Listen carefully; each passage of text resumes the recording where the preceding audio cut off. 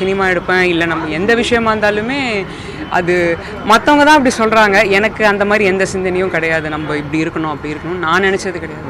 2 தமிழ்நாட்டோட சூப்பர் ஸ்டாரையும் பார்த்தீங்க, Rajini sir, Vijay sir. அவங்களோட என்ன சொன்னாங்க? அவங்க 2 பேருமே வந்து பார்த்து நல்லா இருக்கும் பாராட்டினாங்க.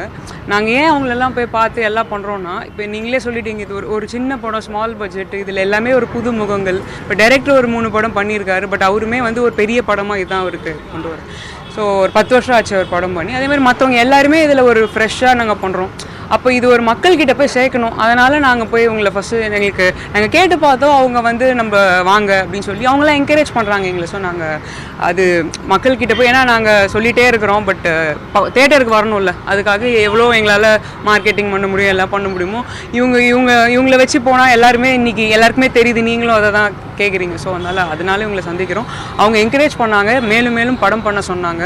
ஸோ அவங்க வந்து படம் பார்க்குறேன்னு சொல்லியிருக்காங்க. டைம் இருந்தால் நாங்கள் கண்டிப்பாக அவங்களுக்கும் படம். ரஜினி சார் நீ பார்க்கும்போது அப்போ தாத்தா வந்து அந்த பாபா படத்தில் வந்து சீக்ரெட்டுக்கு அந்த விமர்சனம் வந்து வைத்தாங்க.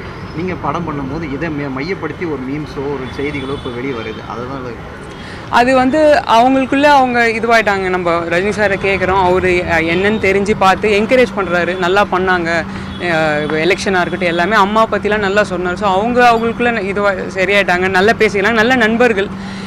அது வந்து மக்கள் அந்த விமர்சனம் வைக்கிறாங்க. அதுக்கு நம்ம என்ன பண்ண முடியும்? நம்ம வந்து இப்போ எடுத்து சொல்லலாம். அது அப்போது அந்த நேரத்தில் அவங்க பண்ணாங்க. பட் அதுக்கப்புறம் சரியா